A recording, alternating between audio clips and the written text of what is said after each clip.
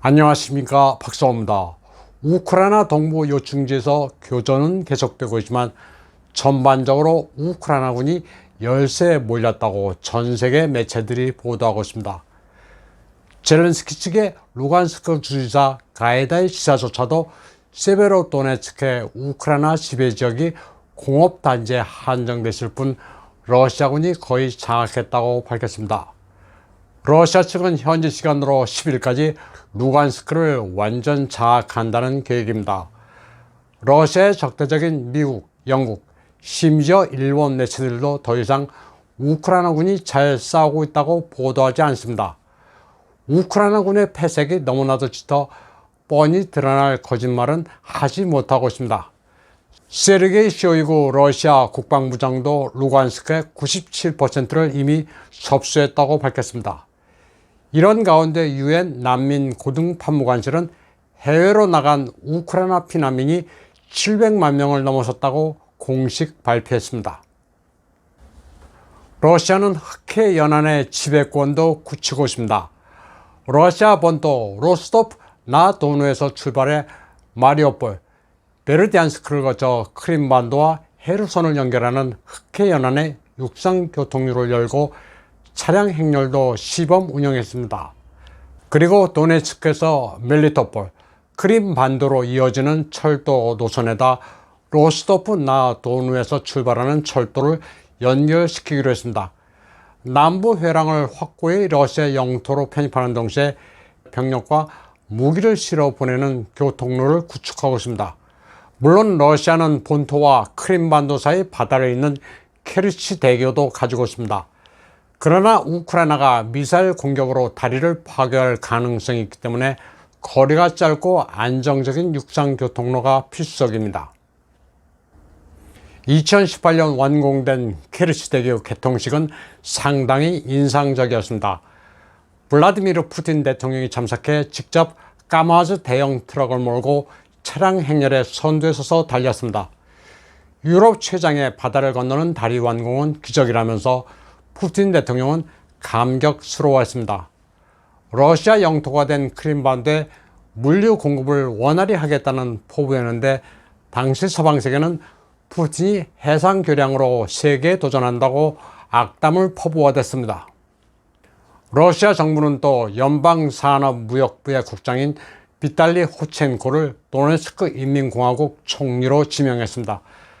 1985년생으로 M개울을 졸업하고 싱가포르에서 마케팅으로 경영학위를 취득한 바 있는 젊은 인재입니다. 그는 데니스 푸실린을 보조해 새로운 도네츠크 공화국을 이끌어갈 예정입니다. 데니스 푸실린은 이와 함께 기존의 정부를 해산할 예정입니다. 다음 소식입니다. 미 국방부가 우크라이나에 대해 4대 러시아제 미르 17 헬기를 제공하기로 한 데 대해 러시아가 국제법 위반이라면서 강하게 항의했습니다. 아나톨리 안토노프 주미 러시아 대사는 미국이 러시아의 허락도 없이 러시아제 무기를 우크라이나에 제공함으로써 국제법과 자국의 원칙까지 깨고 있다고 비난했습니다. 미국이 우크라이나에 제공한다고 하는 4대 미르 17 헬기는 미국이 지지했던 아프간 정부가 무너지기 전에 러시아가 아프간에 주라고 판매한 기종입니다. 아프간을 지원하라고 판매한 헬기를 왜 우크라이나에 주느냐고 항의하는 겁니다. 아나톨리 안토노프 대사는 우크라이나에 대한 헬기 양도는 러시아로부터 서면 허가를 받아야 하는 최종 사용자 규정을 대놓고 무시하는 것이라고 비판했습니다. 국제사회에서 무기 거래는 이처럼 최소한의 상도덕이 있는 겁니다. 원 제조국의 의사도 물어보지 않고 제3국의 무기를 멋대로 주는 것은 명백한 국제법 위반입니다. 독일이 우크라이나에 대한 무기 지원을 꺼리는 것도 같은 맥락입니다. 독일의 경우 전차와 보병 전투차 같은 기갑 장비의 성능은 세계 최정상급입니다. 전쟁 분위기에 편승해 마구 판매를 하면 큰 돈을 벌 수 있지만 자제하는 것도 국제관계라는 게 간단치 않기 때문입니다. 러시아인의 압도적인 다수가 나토를 증오하고 있으며 공개적으로 한판 붙는 전쟁 가능성이 점증할 것으로 믿고 있는 것으로 나타났습니다. 러시아의 여론조사기관 레바다 센터의 6월 8일 조사 결과에 따르면 82%의 러시아인들이 나토에 대해 부정적으로 보고 있는 것으로 나타났습니다. 이는 5월 조사 결과 78%보다 높은 수치입니다. 응답자의 절반 이상이 나토에 대해 매우 부정적이라고 답했고 28%가 왠지 좋지 않다고 응답했습니다. 나토에 대해 매우 좋다고 답한 응답자는 0%였습니다. 노년층으로 갈수록 나토를 미워했습니다. 그나마 18세에서 24세 응답자의 경우 73% 정도가 나토에 부정적이었습니다. 특히 나토가 공포스럽다는 응답자는 60%로 2014년 이래 가장 높았습니다. 그리고 나토 확장의 가장 큰 근심거리가 뭐냐는 질문에 대해서는 우크라이나라고 답했습니다. 52% 이상이 심각한 위협이라는 반응을 보였습니다.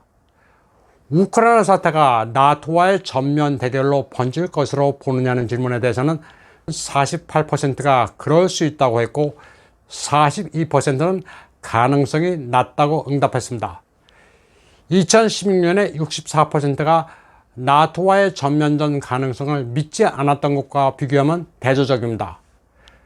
대외 위협에 대한 이 같은 러시아인들의 여론은 푸틴의 지지를 떠받치는 원동력입니다.